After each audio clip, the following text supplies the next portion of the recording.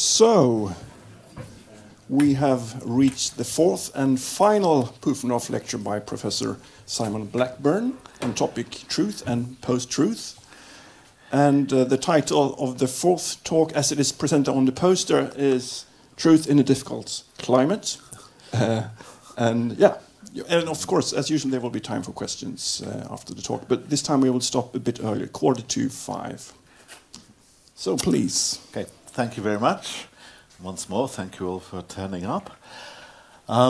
Yes, in this last lecture, I'm going to talk about anxiety, but I'm going to talk about it in a particular context. I think an area where most people, or many people, feel that truth is especially problematic, perhaps doesn't exist, is in connection with matters of taste. Everyone has their own taste, de gustibus non est disputandum, those are cliches. But both Kant and Hume talked about this, they worried about it, and I'm going to sort of go over their worry in the light of what I've been trying to say about deflationism, what I've been trying to say about the importance of inquiry, the Peircean idea that we have to look at things, have to look at the activities of people in connection with notions. We don't just look at truth and aesthetic truth. That's a pure concept that tramps the public highways with no human habitation. But we have to look at men and their conversation. And that's the moral I want to try to illustrate with the example of aesthetic truth. Because if you can say something sensible about aesthetic truth, if you can, as it were, diminish postmodernist worries about objectivity or postmodernist worries about the absence of truth, then if you can do that in that area, you can probably do it anywhere. It's going to be much easier to give an account, for example, of the authority of science if you've got a starting point in the authority of practices of aesthetic criticism and expression. So that's the strategy. Okay, so off we go. Where's my clicker? Right. Obviously, in spite of deflationism, you can still worry about all sorts of things. You can worry about convergence, about objectivity, about authority, and so on. So it's not as if the entire Rortian project goes off the rails just because I think Rorty made mistakes about truth, made a mistake about whether you can use the truth of Galileo's views as an explanation of his success in prediction or his increasing fame. Still, you might say then that isn't the kind of the idea that truth, as it were, is deflated. So when you say that something's true, you're not going beyond asserting it. Isn't that some kind of it's not the real thing? It's fool's truth, a fake appearance of truth. When you find people talking about the truth of moral remarks, because I voice off, I express a moral view. It's wrong to stamp on babies for fun. And then I find myself able to say, well, it's true that it's wrong to stamp on babies for fun without incurring any additional cost. And people are, I think, quite naturally apt to think, well, you've gained your right to talk about truth very cheaply, so perhaps what you're doing is not really talking about the real thing. And then you start going on about correspondence and so forth, and we seem to have lost that, lost all that. The pragmatist is going to resist that kind of attack or that kind of doubt about the value of what he's doing. Going to say, what's missing? We can still talk about sincerity. If I say it's wrong to stamp on babies for fun, I'm being sincere. It's a view I actually hold. Somebody might say it and be insincere, and that would be a difference. And we can talk about curiosity or accuracy. That is, do people just sound off without trying to establish their views, without trying to get backings for their views and trying to make sure the inferences to their views are good inferences and the inferences they're drawing from their views are good inferences. So they're what Bernard Williams called the twin virtues of sincerity and curiosity, and those are still operative in the pragmatist climate. I think my closest ally, I think, amongst the great philosophers in this approach is probably Wittgenstein. And one example of Wittgenstein, one amongst many, of him talking along these lines is he says, well, he imagines an interlocutor saying, well, if everything speaks for an hypothesis and nothing against it, is it then certainly true? One may designate it as such. But does it certainly agree with reality, with the facts? With this question, you are already going around in a circle. In other words, there's only one question. What are we to think about stamping on babies or whatever it might be? If, having thought about it, you agree with me that stamping on babies is wrong, there's nothing else to worry about. You shouldn't start saying, yes, but does that opinion agree with the facts? With that question, or by asking that, you're already going around in a circle. In other words, you're going back to your starting point. You're not raising another question, a meta question, about the view that it's wrong to stamp on babies for fun. You're simply asking, again, for why we should think that. And of course, it's fairly obvious why we should think that, at least I think it is. So I think Wittgenstein, in many passages, of course, he's often hailed as a pragmatist. People like Rorty hailed him as one of the good guys. But in many passages like that, he, as it were, ties himself to the sort of Peircean idea that it's the procedures of verification that matter, the inquiries, the human context in which we come up with judgments and make inferences to judgments and make inferences from judgments that matters, and after that forget the idea that there's any extra question to be raised. Okay, after this then, of course, as far as moral philosophy went, people started saying, well, have you been too successful for your own good? Expressivism as a moral philosophy starts off with a contrast with description. It says, when you come up with moral remarks, you're not describing an aspect of reality, you're not answering to independent facts, you're simply expressing attitudes, and then the quasi-realist starts to say, nevertheless, it's explicable that our moral remarks take the form that they do. They don't just exist in a boo-hooray language, they exist in the ordinary language that we have. And a number of writers, I think Jamie Dreyer was probably the most famous, in about the mid-90s, started saying, well, hang on, originally you had a contrast between description and expression, and you were anxious to put moral remarks on the expressive side of that contrast. They're not really describing a coordinate slice of reality, they're doing something else. But now, what's left of this? Because to say a sentence is describing reality is just to say it's capable of truth value. Moral remarks are capable of truth value. Haven't you lost the contrast that you started with? And I think Dreyer put that charge very well, and others have echoed it. I think Crispin Wright somewhere talks about it, quasi-realism biting its own tail, and I think this is what he's got in mind. Well, the most potent answer to that is probably the one given by Hugh Price. Hugh Price reverses Jamie Dreyer's charge. He says, well, no, maybe we've lost the contrast, but we've lost it in favour of global expressivism. That is, everything now deserves the same kind of expressivist treatment. So the contrast goes, admittedly, but that's because we become global expressivists and global pragmatists. And that's the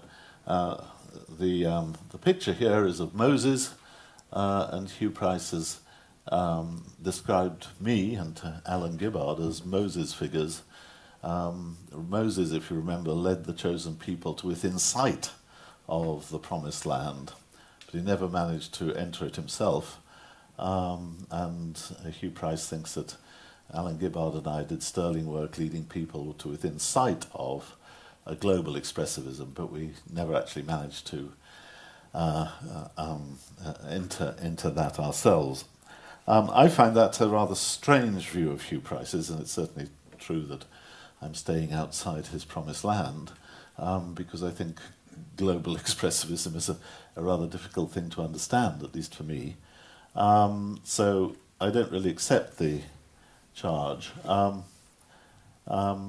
mean, one thing still in place, of course, is the contrast of explanation. In philosophy, the Eleatic criterion is a criterion that things that enter into the causal nexus are real, other things are not. And you can still adopt that and say that things like mathematical truth, moral truth, there's no story according to which the mathematical or moral facts enter into the causal nexus. And if you say that, then you've still got a contrast. So that's one way of drawing a contrast. And I think there may be others.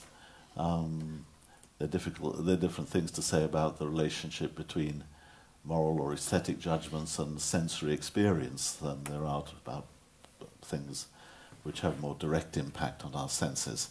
So I'm not quite as quite as universal in my expressivism as Hugh Price thinks I should be. I don't mind calling myself a universal pragmatist, because I think that when you're looking at language in general, which mostly I haven't done in these talks, there's a lot of mileage, and I think the right approach is to understand the arrival of semantic power, the arrival of meaning, in the light of the activities of animals. That is, you can start thinking about animals as registering facts about their environment, as having goals which they need to meet in their environment. They need to avoid predators, they need to get food, they need to meet mates and reproduce and so on. If you see those activities, the activities of registering aspects of the environment and meeting needs in the environment, as fundamental, you can then start to see animal signaling systems, and mostly animal signaling systems we think contrast with language. We're not very happy with the idea that animals express thoughts to each other or intentions. But if we're not happy with that idea, it's because their languages permit very little articulation. I mean, there's now becoming some evidence, at least, that some animals, dolphins, have some equivalent of linguistic structure. But mostly we don't find linguistic structure in animal communication. And I think then we just talk about signaling.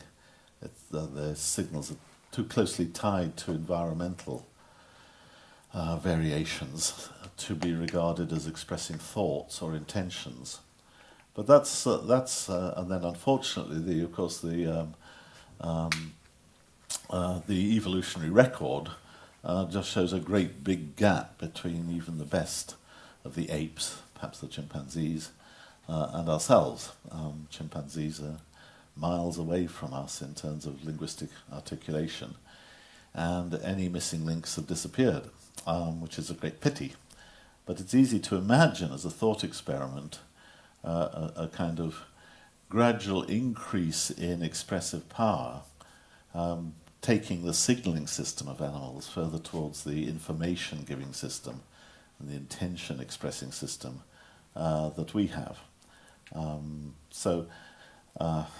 I think there are ways of tying this with some observations in child development, which I'm also interested in, but don't know enough about to lecture upon. So I think that I don't at all mind calling myself a global pragmatist as far as the understanding of language altogether goes. But I do think that calling myself a global expressivist would be going one step too far. So I'm happy to accept the Moses charge. Anyhow, what you now find is that the philosophy of expressivism is going to take a different cast. It's not going to try to arrange a different semantic story about, say, moral remarks or aesthetic remarks. But it's going to give a different story of how sentences get that semantics, why we have a useful practice that ends up with us talking of truth, fact, representation, or reference in those different domains. And so it could be called a different meta-semantics. And I think that's the main form that contemporary pragmatism takes. If you read people like Matthew Chrisman or Michael Ridge in Edinburgh, this is the kind of approach they're adopting. Back in the 1980s, Alan Gibbard and myself, we looked for a different semantics, avoiding talking about truth, fact, representation in connection with moral remarks or aesthetic remarks, or even things like conditionals and counterfactuals, modal remarks, what have you. We thought in terms of a different semantic story. I think now it's much more, no, we'll just go along with calling those things true or false. We'll assert bivalence. We won't mark any differences between those kind of assertions and any others at the semantic level.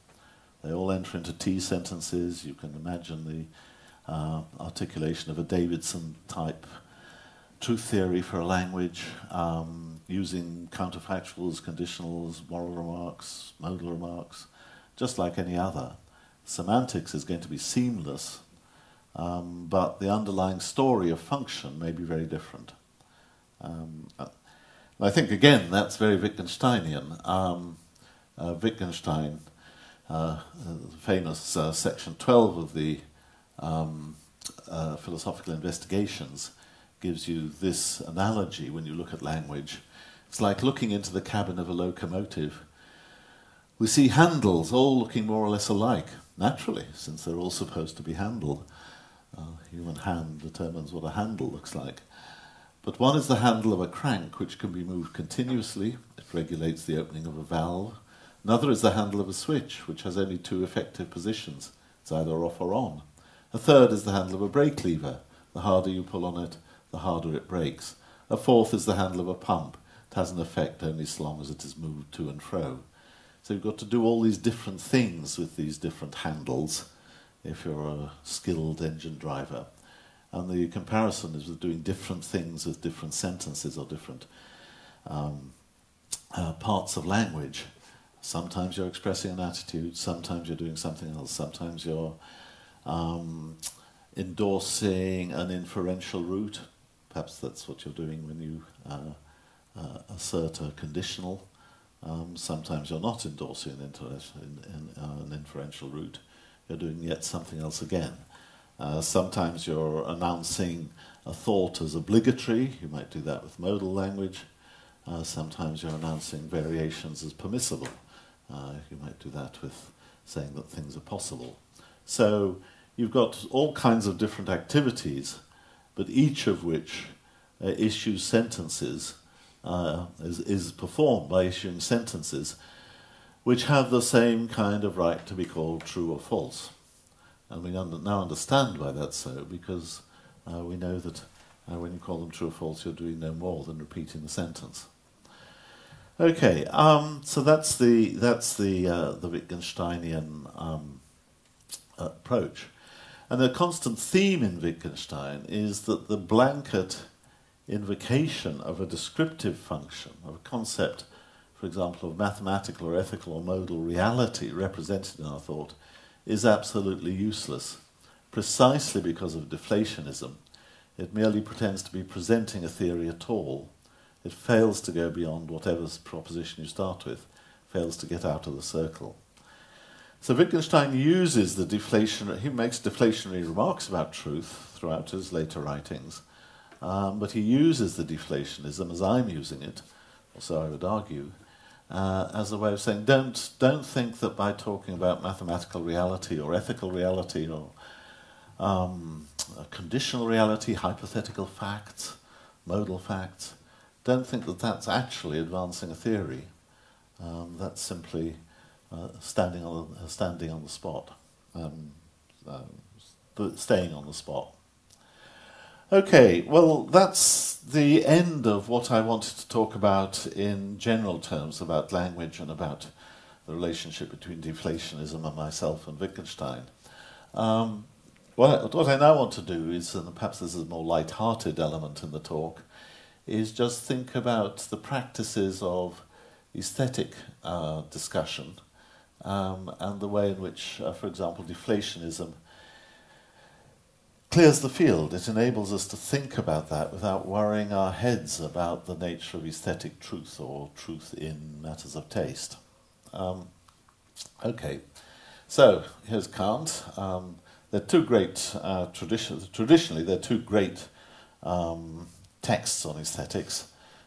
Probably you know. There's Hume's essay of the Standard of Taste, which is one I'm going to be following largely, and there's Kant's critique, the third critique, the critique of judgment.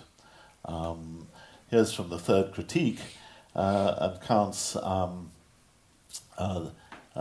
as Hume was, Kant starts in exactly the same place as Hume. Hume starts with the observation that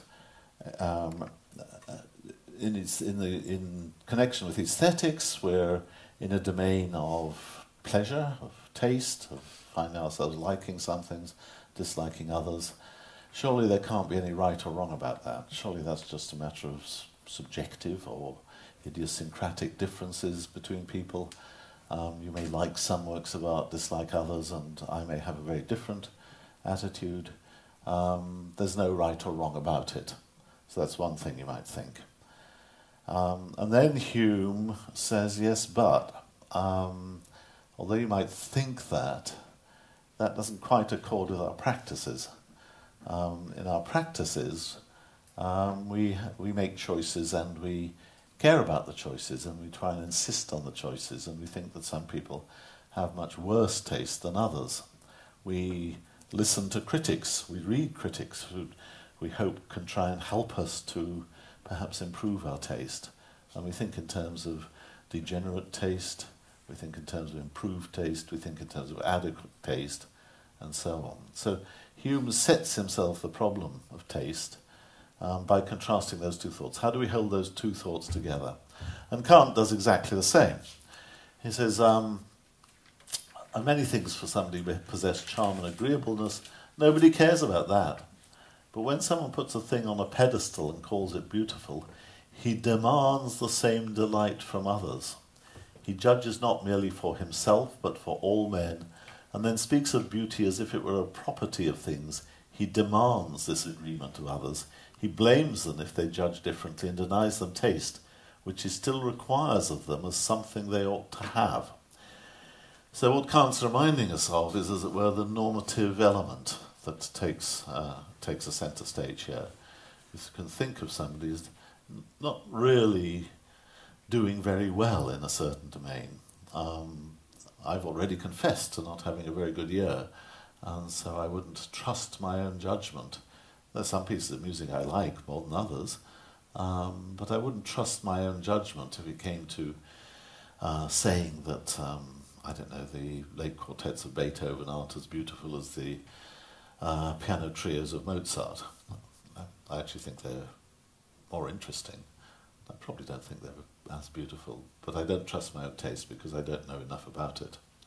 And the people who do know enough about it will start using this normative language. They'll start saying there's a good reason to prefer the late quartets of Beethoven to the piano trios of Mozart. They're superior in point of, and then imagination or complexity or whatever else they might find to point out. And so Kant setting himself with what he calls the antinomy of taste is exactly this problem. Why don't we stick with pure subjectivity? Why do we start demanding agreement and talking about taste as something that people ought to have? I think Kant over-eggs this a little bit, actually. I'm not sure that much aesthetic discussion is conducted in terms of demands, but it certainly can be conducted in terms of, wishing or hoping that people judge the same, and so on. And it can come to a demand. I mean, suppose you and I, we go to the Grand Canyon in America. It's the first time for each of us. Neither of us has a jaded view of this thing. So it's the first time we go to the Grand Canyon. We're both on holiday together. I go and I go, oh, as I once did, because it's absolutely stunningly huge and grand and sublime, and one of the life's great experiences is going to the rim and looking over. And you look at your watch and say, I wonder if the McDonald's is open. It's not then that I just think, oh, well, our tastes are different. I enjoy the sublime, you don't. I think there's something wrong with you. It spoils our holiday. We can no longer regard ourselves as on all fours, and I'd lose a certain amount of trust in you. You know, maybe tomorrow you'll be stamping on babies for fun.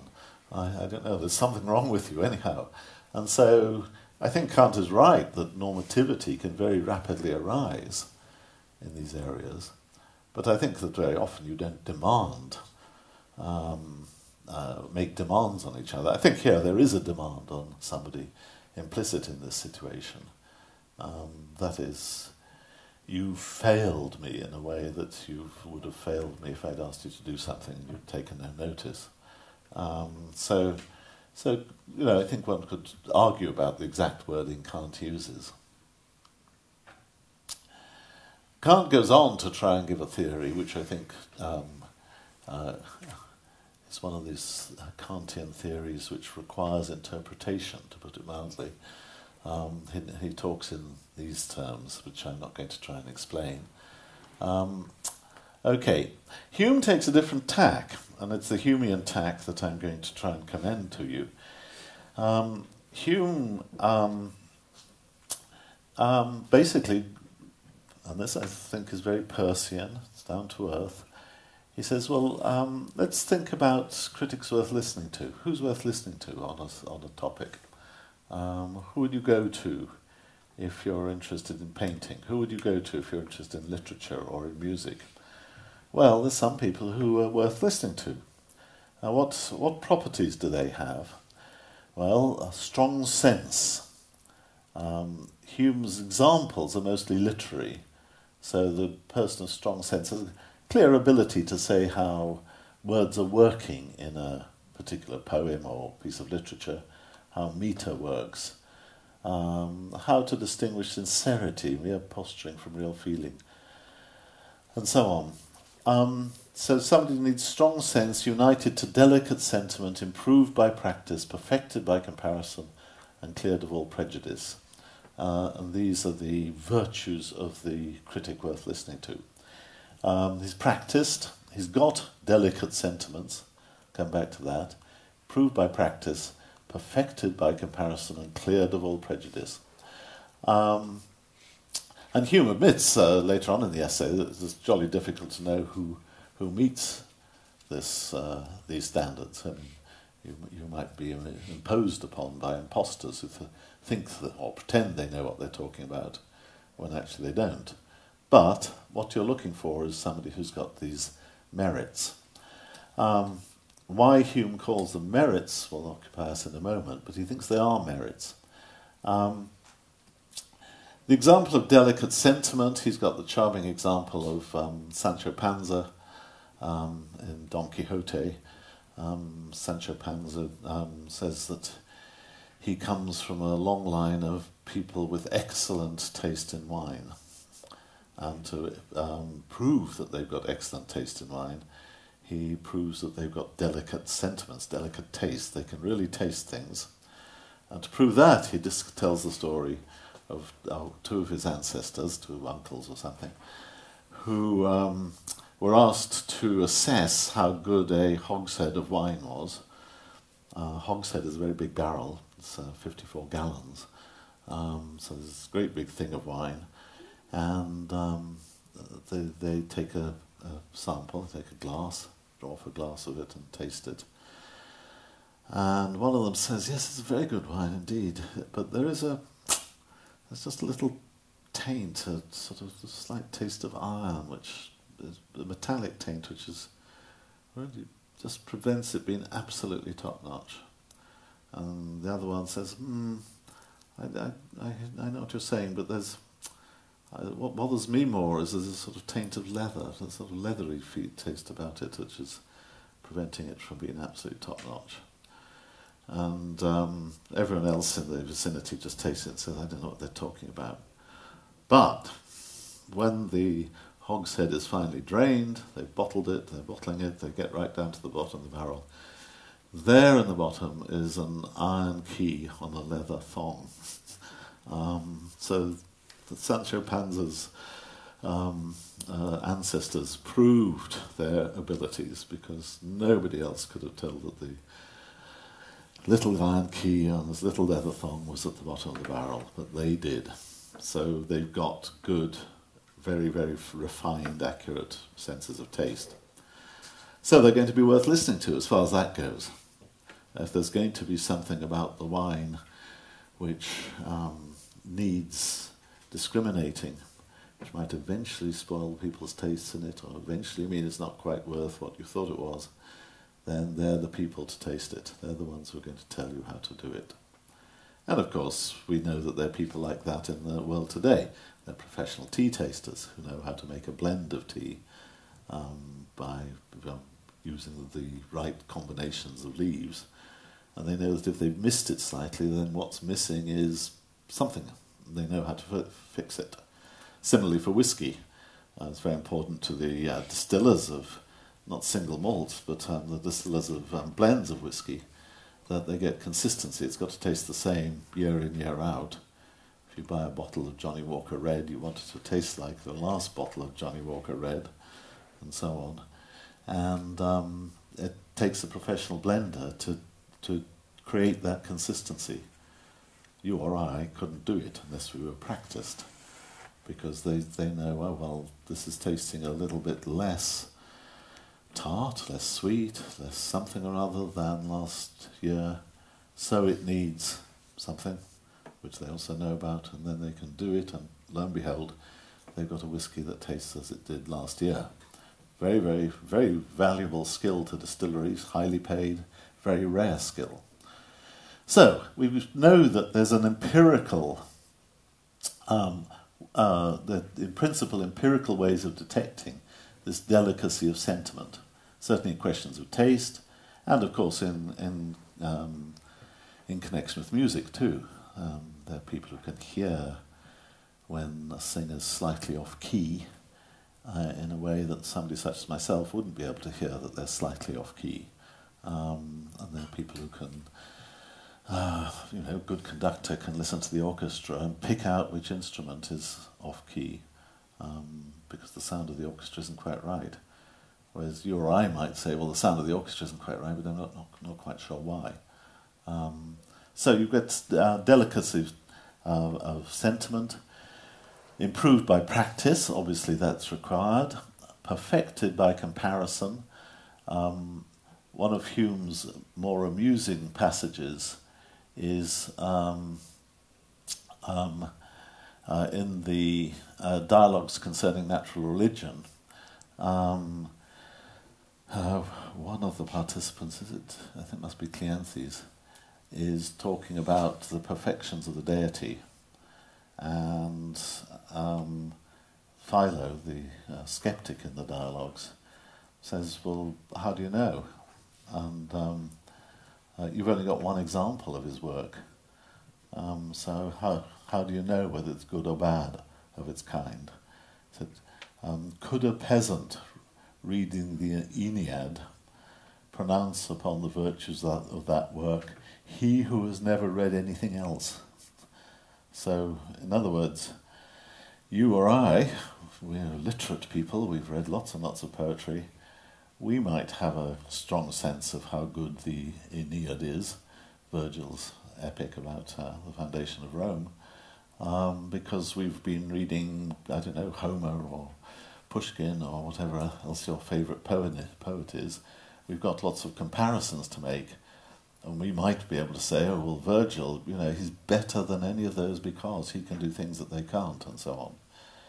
But if you've only ever read one poem, you have no idea whether it's good or bad, because you've got no comparisons class. So you need comparison classes, and Hume says in the dialogues, of course, that's our position in relationship to God. We've got the one example of his handiwork. Do we say that it's good or bad? Can't tell. Maybe other much better worlds just round the corner, which better gods made. But meanwhile, we're stuck with this one. Sounds a bit funny to call it perfect because we spend so much effort trying to make it better. But so you need perfected by comparison and cleared of all prejudice. He thinks that some people are bad critics because they introduce irrelevant prejudices. I never listen to French music. That sort of prejudice, and that disqualifies you as a critic. It means you can't trust me on that topic. So you get a sense of the virtues, and these virtues can be, Hume thinks, empirically detected. You could, as it were, pass examinations in them. People do actually pass examinations as masters of wine, and they pass examinations in whiskey blending and tea blending. So you've got an empirical way of detecting who's worth listening to. And then what you do is you allow them to influence your feelings. At least you should do so. Why do you privilege that kind of critic? And that's quite an interesting question. I'm not sure Hume does a terribly good job of answering it. The wine, Sancho Panza example, shows that there's a serious question here because, okay, wonderful, his ancestors can tell you whether wine has a little taint of iron or taint of leather. But if you can't taste it, why should you care about it? Why not just be pleased that the wine is selling at a slightly reduced price and buy it? Why should you respect, as it were, their judgment or pay any attention to it? And I think that the answer Hume gives is that he thinks that the listening to the good critic will increase the pleasure you can get from a work. By discriminating, comparing, using her experience, she can make you aware of things that you would otherwise miss. And I think he thinks that awareness is then an increase of, goes along with an increase of pleasure. I don't think he spends much time on that. As I say, in the wine tasting example, it's not obvious why it should. But I think there's probably higher ground to be had there, that you might say it's not in the currency of pleasure that you want to measure this, but it's just in the currency of knowledge. The good critic increases your knowledge of what's going on, and that by itself we regard as a value. So you might say it's nothing much to do with pleasure, it's got a lot to do with knowledge. And of course I think that's so Hume's approach is, I've been calling it pragmatic rather than representational. He gets at the idea of truth in connection with judgments of taste by saying what improves our ability to make them. There's no conception of truth beyond what best judgment would have you to say. So there's an evaluation of judgments here, an evaluation of the ways in which people make judgments. And there are people who are worth listening to and people who aren't worth listening to. He was definite about that. But then there's no notion of aesthetic truth beyond what the people who are worth listening to end up recommending. That's the final word. Of course, Hume knows that often the people worth listening to don't come to one mind. He thinks that it's only sometimes that they do, and then you get the test of time. The fact that age in, age out, ages come and go, centuries come and go. Homer is always regarded as absolutely a wonderful writer. In that case, you've really got a consilience of judgment, and you end up saying, well, anybody who thinks that Homer isn't a wonderful writer is just, as it were, convicting themselves of being insensitive or thick or something. But he thinks that's quite rare. Very often you don't get that kind of test of time. Very often you don't get that kind of consensus. You just get variations of taste. But you can value the voice of the good critic whether or not there's, as it were, a final endpoint of total consilience. You can value the enterprise even if it's a step-by-step enterprise, which is not leading to a final goal of universal agreement lasting centuries, lasting throughout all time. You don't have to have an endpoint, a final, a final point on which the series of judgments converges, because something can be achieved at each point. At each point you may be capable of an improvement, even if there's no endpoint on which all the improvements converge. So he's very much involved simply in the day-to-day practice of criticism and wants that to be validated, rather than going for the metaphysical idea of the end point of all criticism, the final verdict, God's verdict, the end verdict. And that's, I think, very Persian. Okay. I thought I'd illustrate this quite just almost, as I say, slightly light-heartedly to finish off this course. Here's a literary critic talking about his approaches. T.S. Eliot, that's T.S. Eliot. Here one would suppose, he's talking about criticism, is a place for quiet cooperative labour. The critic, one would suppose, if he is to justify his existence, should endeavour to discipline his personal prejudices and cranks, to which we are all subject, and compose his differences with as many as his fellows as possible in the common pursuit of true judgment.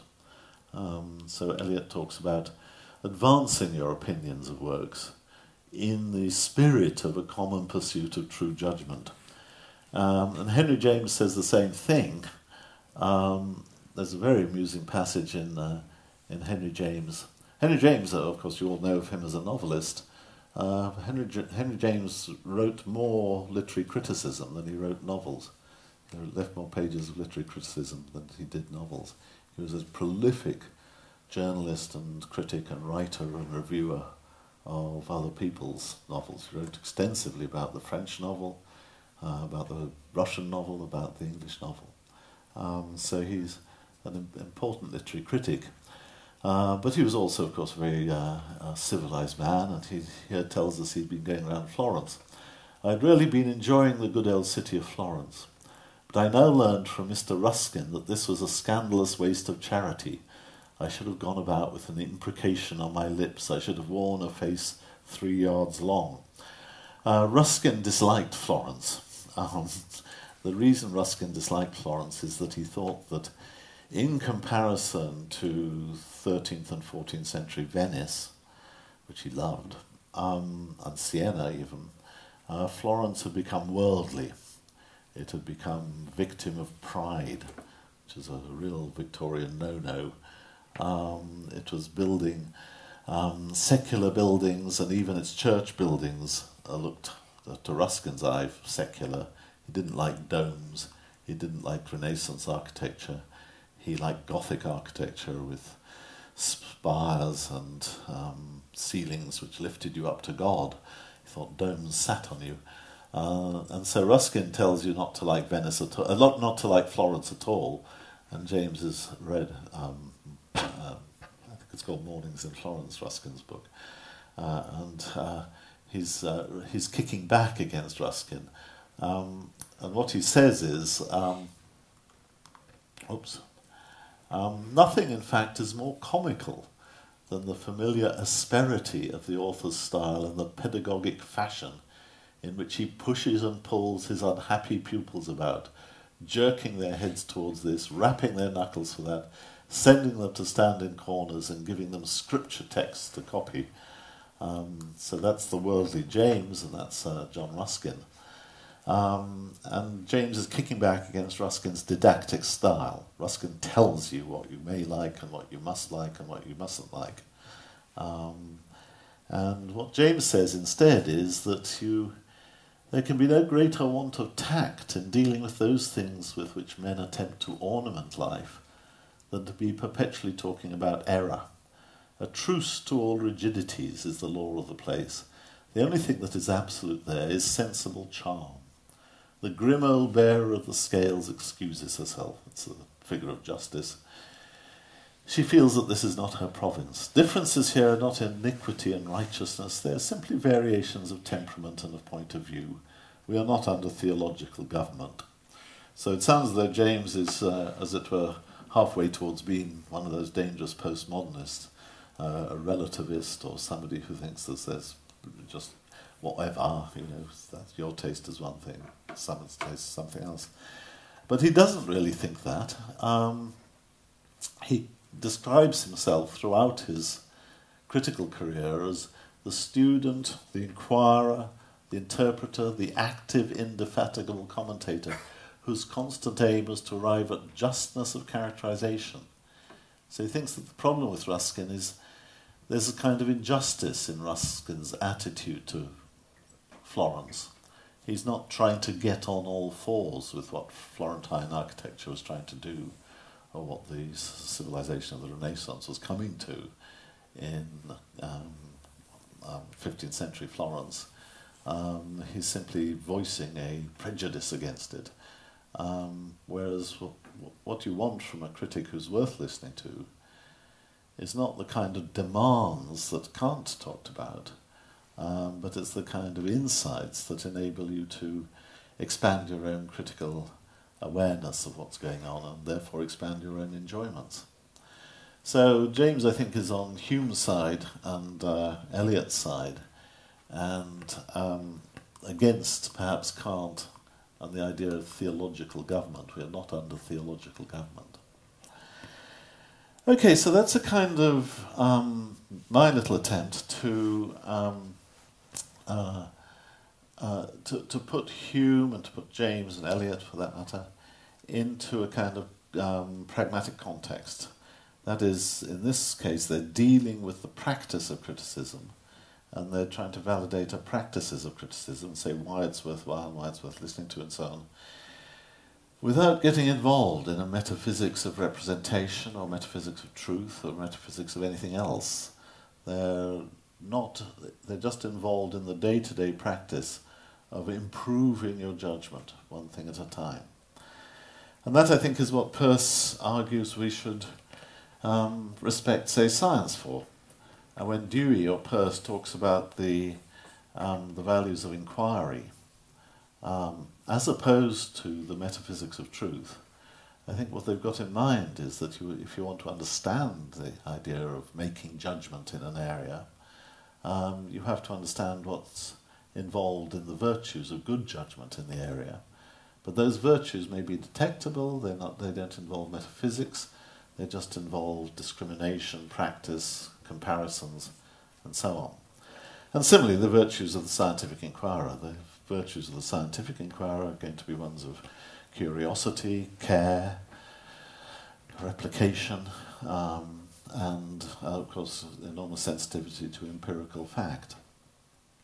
So I think the validation of the practices of inquiry, which you can read out of Hume, Hume, but out of Peirce and Dewey, really don't push you in Rorty's direction. They don't push you in the direction of a kind of anything goes postmodernism. I think they push you in the direction of extreme responsibility, and are all the better for that. Yes, for James, criticism is the gateway to appreciation, and appreciation is the gateway to enjoyment. That's one of his phrases. Okay. Well, I thought I've been slightly dismissive about postmodernism in these lectures, but I thought I'd finish on a note of reconciliation. Even Derrida is not as bad as he's often painted. He was, I think, of course, a high priest of deconstruction, sort of high priest of postmodernism, and he certainly said some strange things. But here's him talking about an ethics of discussion in 1988. It must be understood that the value of truth and all those values associated with it is never contested or destroyed in my writings, but only reinscribed in more powerful, large, more stratified contexts. This is a boast which I'm not going to pause over. And that within interpretive contexts that are relatively stable, sometimes apparently almost unshakable, it should be possible to invoke rules of competence, criteria of discussion, and of consensus, good faith, lucidity, rigour, criticism, and pedagogy. So here Derrida is himself paying tribute to the kind of virtues that Peirce would have been in favour of, that Dewey would have been in favour of, that Hume and then Eliot and James are illustrating. So I think that a lot of the agony or the anxiety about postmodernism and whether it led to the post-truth environment is overdone. It's misplaced. I think that the worst of the writings of Derrida or Rorty may be fairly bad, but in the end everyone draws back from saying that anything goes, or saying that Trump's way of dealing with the truth is okay, or in some sense validated by a philosophical climate. I don't think anybody says that, and I think that that's a good thing too. So thank you very much. That's my little defence against anxiety for you, so you go away looking cheerful.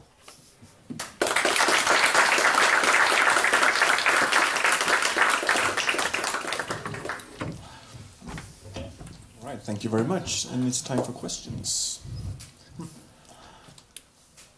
Let's start over here this time. Thank you for these lectures. It's been great listening. Thank you. I have a question. I'm not sure if I'm going to be able to make this as clear as I want, but I'll try. Sure. So I'm curious about this more pragmatist or deflationary notion, if it can kind of make sense of how the idea that incompatible judgments cannot both be true or cannot both be right. Right. So, for example, if we take a case with, if I say that the global warming is getting worse, and you say that it's not, sure, then how is it the case that one of us is right? Right. And then similarly with moral judgments and taste judgments. Right. So is that clear? Yes, what yes, I mean? Yes. So do you think? So I guess the question is, do you think that a pragmatist or a deflationary view of truth can kind of accommodate that? That incompatible judgments cannot both be true. Right. Yes. Yeah. Good. I hope it can. I mean, it would be a serious fault or serious defect in a philosophy of these things if it, as it were, can't even validate the inference from P to not P. You certainly want that if you assert P, you must deny not P. That's got to be the a norm that deflationists will certainly want to insist upon. I think that the first move that one might try would be to say that if suppose you think of advancing an assertion as, I think one of my slides, which I rather skipped over, was of the philosopher Alexander Bain, a 19th century Scottish philosopher, who said a belief is a preparation for action. Now that's quite a good pragmatist slogan. And I take it that the validation of the inference from P to not P, in pragmatist terms, would be something like this, that if you adopt P as an element in a preparation for action, then you mustn't also adopt not P. You have to reject not P. You can't put both of them in your locker, as it were, and say, oh yes, I'm prepared to act on P, and I'm prepared to act on as if not P. And of course there may be various ways of showing what goes wrong if you put them both in your locker. I mean, standardly, suppose you have very high credence in P, and you have very high credence as well in not P, then you're a money pump. Somebody can just force you to lose whether P is true or whether not P is true. You could, if you have very high, suppose it's a two-horse race, you have very high confidence that Eclipse is going to win. So that means you're prepared to bet quite a large sum of money for a quite small return. Perhaps you'll bet $10 to get back $11 if Eclipse wins. But then if you will also bet $10 to get back $11 if Sunflower, let's say the other horse, wins, then you're prepared together to bet $20 to get back 11. And you're a money pump. You're just going to crash. Thoughts like that will enforce, I mean, they enforce, in many people's minds, I think I did mention this very briefly, giving credence is the same logic as probabilities, but they also enforce, say, in this case, that you don't put both P into your repertoire as a preparation for action and not P, because if you did, you'd crash. So that's the idea. Can I? Yes, yes, please. But doesn't that more explain how or why I cannot hold both P and not P? Yes. But it doesn't really explain why I can't hold P and you. Well, if I hold P and you not P, then. Well, that's right. Yeah. No, certainly not. No. But of course, that's true. You know, there are cases where you may hold global warming's not happening, and I hold it is happening, and so on. So yes, I mean that's right. Nor does it show that there's anything wrong about changing your mind. One of the great difficulties in this area is trying to understand why people should be held to previous judgments. Why it's not why it's some kind of fault. And I guess again, the pragmatist answer, presumably, is going to be that in some sense you're not equipped for action in a good way if you're constantly fickle and changing your mind about things. If you have to act on them, then you're going to do better generally if you act in one way, rather than if you act in one way on Wednesday and a different way on Thursday and a different way again and so on. A rational person has to have a speed limit on the speed with which they change their mind. It's okay to change your mind, but it's not okay to change it all the time very fast. The speed limit. So I think that this is the kind of way you might start worrying about whether classical logic applies rightly. There's some nice cases. Let me tell you my favourite case of a contradiction. This is Chekhov contradicting himself. There's a story of the lady with the little dog. Do you all know the story? It's a wonderful story, short story of Chekhov's.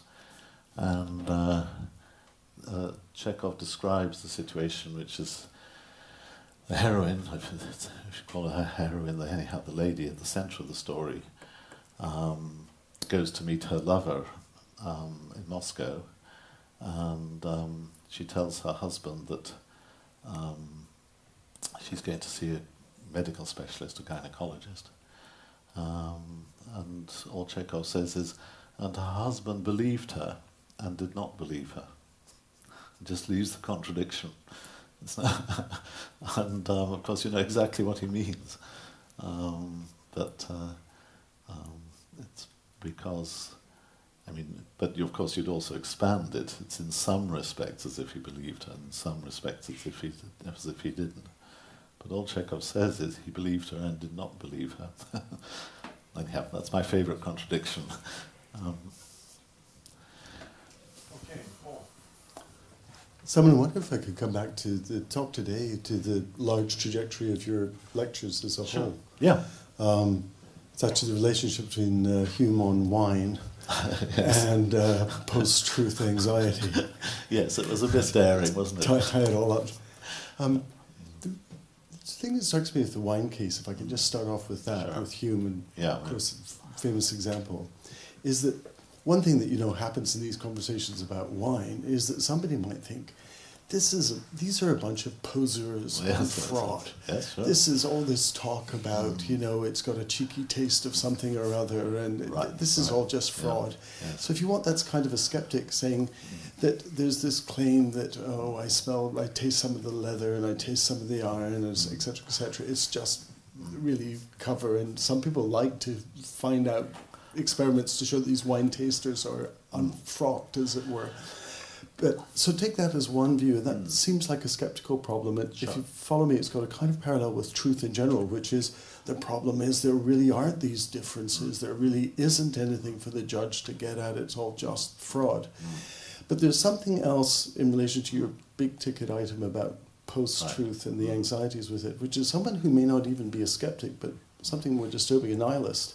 Yeah. And this, in the small case of wine, it would be someone who would say, well, maybe there are these differences, I don't know. Maybe somebody tastes some iron, somebody tastes some leather, somebody tastes some cheeky little bit of fruit or something, or apricot or whatever. But I don't care. I don't care at all. And they may encourage the nihilism and the cynicism because it reinforces their... They may encourage the skepticism Yes. because it reinforces their nihilism. Yes. But they may even not be skeptics. They Yeah. may just say, well, maybe there are these differences, but I don't... Now, my conjecture here is that in this post-truth anxiety, what we're dealing with, and you alluded to this in your very final remarks about Trump, is that it's much worse than just the skeptical problem, which philosophers focus on. It's the nihilism problem. Yeah. Thanks for raising that, Paul. I mean, I think it's... I did mention in, the first lecture, I said I wanted to distinguish between epistemological nihilism and skepticism. And I think nihilism is... one of Rorty's favourite sort of put-downs was, it's not one of my words. So, and Brandom follows in that. Brandom says of experience is not one of my words. He says rather dismissively. And of course, you're quite entitled to be a nihilist about a particular purported activity, a purported intellectual activity. You may say, I might say about theologians, for example. They go on, they bang on about immanence and transcendence and God knows what. But really it's all words. There's nothing there. And I'd express that by saying, I just don't get involved. I'm just not going to listen to that stuff. It's not on my horizon. It's nowhere I want to go. And there's nothing, I think, wrong about that attitude, except that, of course, you may make that judgment in a case where you shouldn't. It's not the kind of attitude that's wrong, but its application in particular cases. No, you can say, of course, I'm not going to involve myself in debates about, say, global warming, because I just don't know who to believe. And that would be a possible and possibly legitimate reaction in a certain epistemological situation. I don't think it is legitimate about global warming because I actually think there is something to be believed, but obviously some people don't. I think that the point of the Sancho Panza example is you can't just say these are bullshitters because their judgment was verified. There was a particular judgment about the tang in this wine, and by God, they were right. At least all the evidence is that they were right. And assuming they didn't, have previous information that one of them had dropped a key with a ring in, and they were just showing off, then the verification of their judgment was what shows that they were right. So it's much harder then to say, oh, they're just bullshitting or they're just showing off. Sorry, I'm not quite sure now where we're going. Yeah. So if you just reply to that, just to, if this helps. And that example then does have force at the skeptical level. Yes. But the disturbing case is the person who says, okay, you might be right. Maybe this brings, but then I don't care. So this is the nihilist who's saying, I have no respect for these distinctions, as with the, it's not all, if you follow me, it's not all about the skeptical problem, it's that people just don't care about these distinctions and discriminations, even if you give them the philosophical or practical. Right.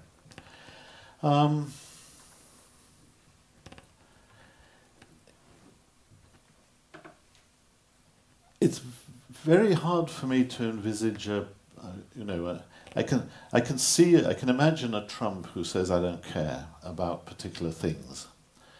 So I could imagine a Trump who says, North Korea has atomic weapons one day and it doesn't the next day. And you say, both those judgments can't be right. He says, I don't care.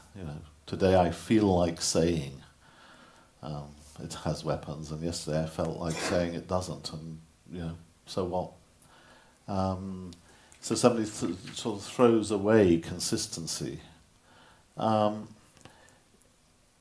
don't know how you deal with such a person, but one thing that you will start thinking, I suspect, is that they're not really in the game of making assertions at all. They're strutting on the stage, but they're not actually somebody, and they're certainly not somebody to listen to. So, in a sense, they're withdrawing from the game, from the activity of giving and answering to reason at all. And you can do that. I think that's what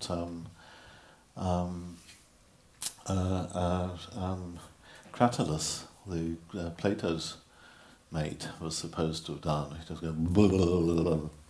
There's nothing to say. But of course,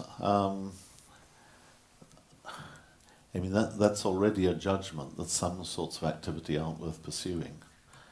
And it's a very, very, I think, difficult judgment to sustain, that across the board, the enterprise of finding out the truth and communicating the truth and so on just isn't a game worth pursuing. That, I think, is it's obviously in some sense an absurd judgment, because social life would just come to an end if everybody accepted it. There's more to be said there, I think. You're absolutely right, though, as far as local things go, you've always got the option of saying, I'm not interested in that. I mean, I'm not interested in skateboarding. I don't watch skateboarding programs, I don't buy skateboards, I don't admire skateboarders particularly, except insofar as they seem quite quick and so on. And nobody can force me to take an interest in skateboarding. Same with wine tasting. But it can nevertheless be true that there are people who are worth listening to, if you're interested. Thank you. So it's about the first part of your talk. I thought about this saying of Hegel when he criticized the idealists. He said, well, in the night of the absolute, all cows are black. And it was a little bit like, well, in the night of pragmatism, all statements have the same semantics. Right? Yes. And yes. I think that there's something problematic about this, though. So maybe it has to do with the fixation on truth, right? And then maybe, you say, okay, everything you have the T sentences, no difference really. But semantics is very much about meaning, right? Mm-hmm. And surely you want to make those different distinctions between meaning, right? And not all statements have the same meaning, right? Mm-hmm. So think of possible word semantics for modal language, right? Well, this is the kind of semantics that's specific for modals, right? And it's not the same semantics that we have for non-modal parts of speech. So I don't really kind of, there's too much uniformity about this picture. But maybe I don't know. Yeah, well, I think, the Wittgensteinian model, or the Wittgensteinian moral, the moral he draws is that the clothing of our language makes everything look the same. But underneath, there's all these different handles with their different functions. And that's so it's kind of missing the important differences. That yes. It just look the same handles. They look the same, yes. Yeah. That's right. And I think that's something I want to respect and want to like. As I said, I want to distinguish myself from Hugh Price. I don't enter his promised land in which everything has the same semantics. I think that modals and morals and conditionals, counterfactuals have their specific kind of functions, which are very different. But you all end up calling them all equally true or false. So it's that part which is misleading, I think, and one has to take it very carefully. Or misleading in the sense that it leads us to ask the more metaphysically loaded questions all the time. What's the fact here? How can there be a fact if such and such had happened, something else would have happened? And you start to worry about the metaphysics, and that's a worry you're drawn to because you don't see the difference in function that's in play, and similarly from morals and so on. So I'm a functional pluralist. I believe that remark of Wittgenstein's. But I also think that the clothing of semantics makes everything look the same. But you're right, if you take semantics in a much wider sense, that embraces everything that you want to say about meaning, then fine, there are semantic differences here. I don't have anything invested in the distinction between semantics and meta-semantics. I think what people call meta-semantic theory, that's the story about how the sentences get their meanings. You could just as well call that part of semantics. That's not a...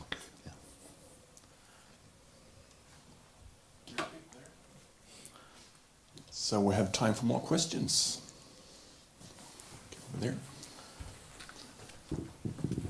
In his Truth and Progress, Rorty and I replied to Searle, clarifies that his project is, or his truth talk, so to speak, he wants to encourage philosophers to turn their backs to the philosophical problem of truth. So he's not rejecting truth, and he wants to focus on inquiry instead, and sort of democratize science and stuff like that, so we can see what goes into justification and make people participating in scientific inquiry and stuff like that. But is he wrong in saying that there's no point to talking about truth in philosophy? Let's focus on social practices and inquiry and stuff like that instead. No, as far as that goes, I'm very sympathetic to him. I mean, I think Rorty, he's a rich writer. He said many things at many different times. The focus on, democratic politics, the focus on social justification being something we do to each other, we justify things to each other. That's all fine. I have no problem with that at all.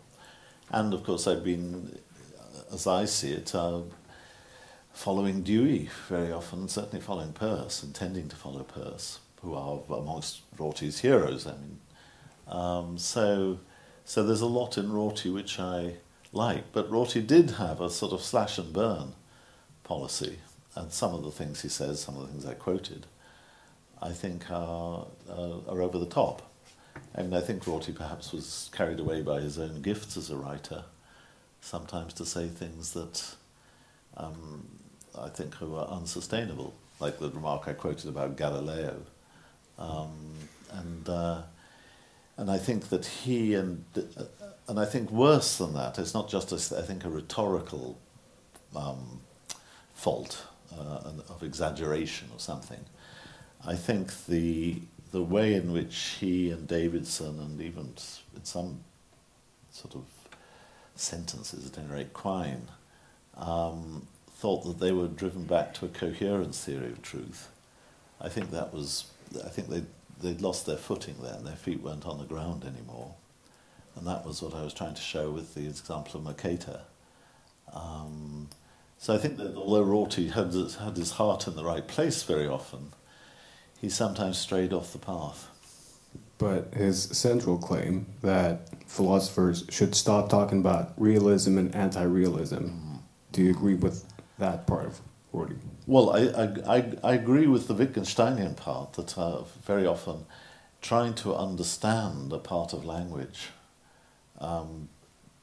now whether this is local or global, but certainly trying to understand parts of language by thinking about the facts to which those parts of language must be responsive, or to which they're trying to delineate, is useless. I don't know whether it's always useless. It's interesting that Wittgenstein, unlike, say, Brandom,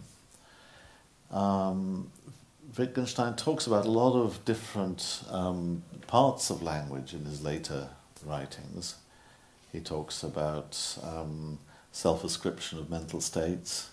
He talks about ethics. He talks about mathematics, statements of necessity, statements of knowledge.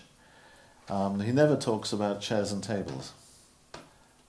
It's the bits of language which seem to invoke metaphysically strange or worrying facts or ontologies that he wants to deflate and get us away from the metaphysical mysteries. But he never says, oh, by the way, there's a simple... Actually, it's not quite true, he never says this. He seldom says this. There is one passage in, I think it's in 1943, in one of the conversations he's having with Malcolm,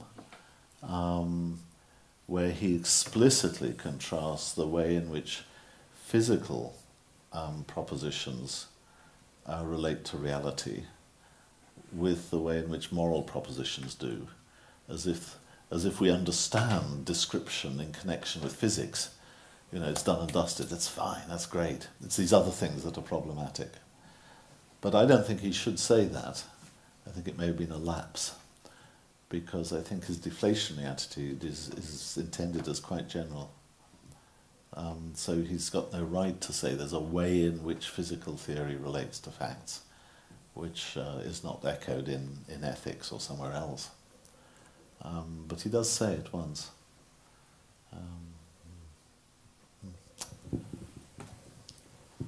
Thanks for these lectures. It was really interesting and really good project to pursue, and I'm very sympathetic to the project. But I was thinking back to the Oxford definition of post-truth that you began with. Oh, yes, yes. So now, with now that we have the pragmatist deflationary theory, it's sort of striking in a way that it's so similar to the ideal of post-truth. So I mean, you have to amend it to some extent, but I mean, so the definition of post-truth was that relating to or denoting circumstances in which objective facts are less influential in shaping public opinions than emotions and personal beliefs. Yes. So in a way, I mean, the pragmatist project here with the deflationary theory of truth is also sort of says that. So the deflationary theory of truth says that this is not a very informative, interesting notion, truth. So we shouldn't focus on that. We should then follow the pragmatist approach and instead look at judgments and the process of coming to agreement and so on. So in a way, I mean, it's very, very similar to this ideal of post-truth, which, I mean, I don't know what conclusions to draw from that. I mean, possibly it's a problem for you, but possibly it's also kind of saying something about how this definition isn't very useful. Yes. Good. Yes, I mean, I mean, there's work to be done here, which I certainly don't pretend to have done, and I'm not quite sure how it would pan out. But obviously, I mean, there's an innocent context in which you can talk about facts. Nobody denies that. Nobody should deny that. So we can talk about it. It's a fact that this week has been hotter in Sweden than it ever has been in May before, or something like that. And there is such a thing as forming your opinion in response to the facts. That is how you go and look. I suppose I go back to one of my examples. My wife asked me if there's any butter in the fridge. Well, I can form an opinion on that in response to, as it were, seeing the butter in the fridge, and I'd say, look, it's a fact. I saw the butter in the fridge, and I could use the notion of a fact. And of course, going and looking at the fridge is probably a very good way of discovering whether there's butter in the fridge. And if people don't do that, then they're epistemologically, as it were, in a second-rate position or third-rate position. So the Oxford definition, if it really does succeed in picking out a contemporary problem, that is, objective facts are less influential in explaining public opinion than other things, then it may be picking out a real problem. Perhaps objective facts are, in some sense, diminished in people's minds. When Michael Gove is a British politician. If you haven't heard of him, you're very, very lucky. He said, in connection with Brexit, and all the economists were saying, this is a catastrophe. He said, we've had enough of experts. We don't want to listen to experts. Well, he might have been voicing a lack of concern for objective facts about the trading relationships we have with Europe. And insofar as he was, I think he was derelict in his duties as a politician, because it's part of his job to look at those facts. So I think fact talk, you mustn't think it's out across the somehow deflationism and so on. Rule it out of court. I think it's got a perfectly proper place in everyday contexts. It's liable to confuse philosophers and lead to metaphysical problems, which I think we can do better to avoid. I mean, yes. I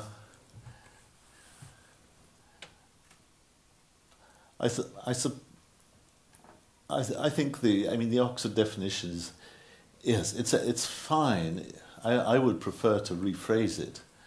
I think it's something like it relates to or denotes circumstances in which people are more apt to express personal convictions without doing the necessary inquiries than they ought to be. And put like that, yeah, that's bad.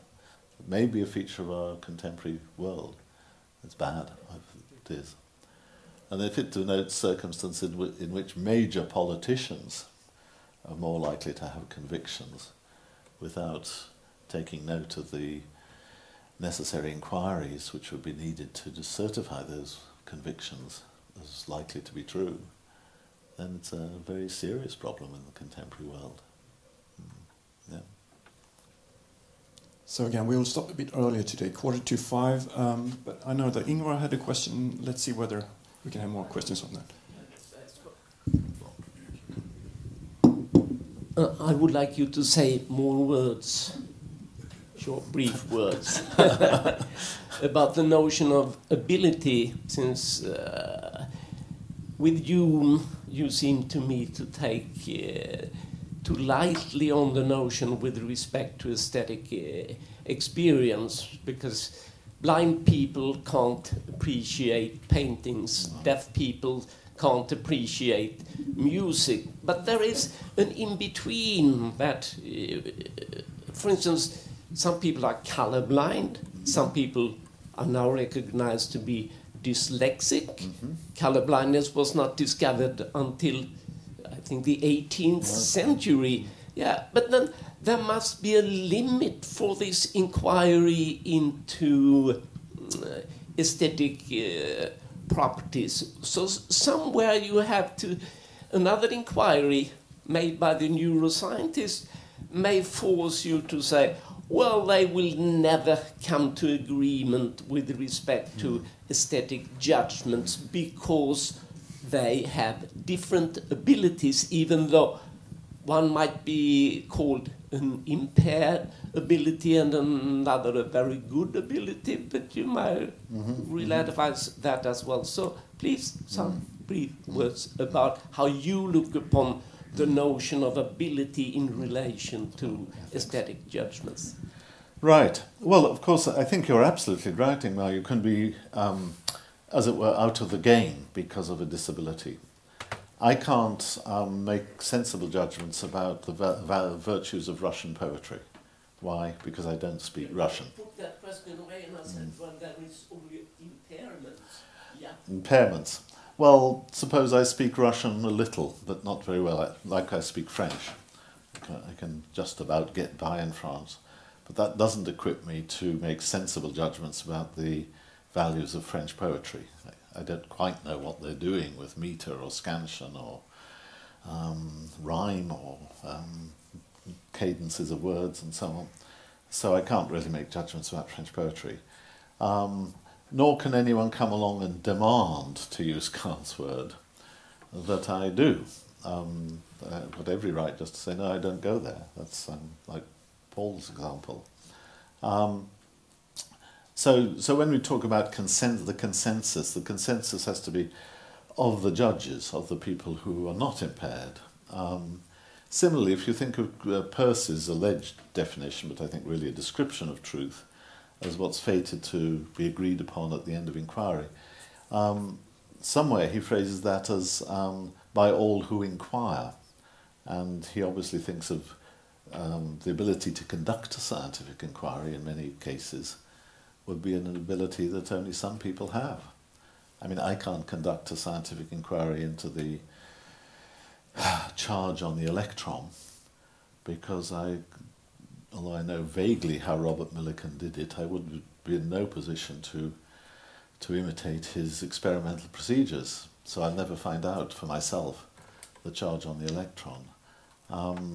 So I'm not an inquirer in that sense. I just have to consume what I'm told. I can't actually set about verifying it for myself. Well, I couldn't without a couple of years in a physics lab or something.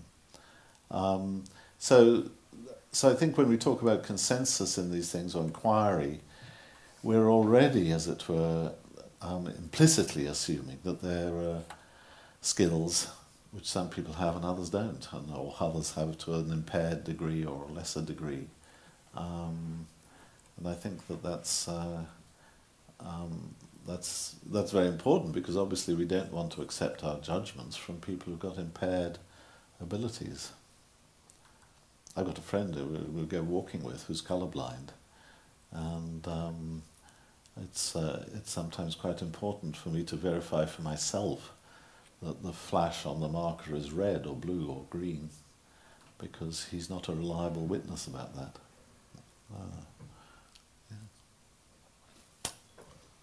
So I'm afraid we have run out of time, so let's thank Simon and give him a big round of applause for 4 very interesting lectures. Thank you all very much. And I think our head of department has 2 small gifts for you. Oh.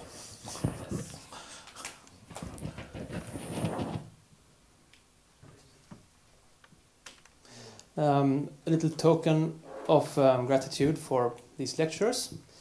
It's our version of the Nobel Prize, without the scandals and the money. So it's a Pufendorf medal. Oh, a Pufendorf medal. Yes. Sorry, I'm taking that one. Jolly. Oh, And- what a splendid wig. And a diploma. Thank you very much. Oh, gosh. That's a certificate. I gave it. Yep. So thank you Thank you. for the lectures. Thank you very much, Thomas. Thank you for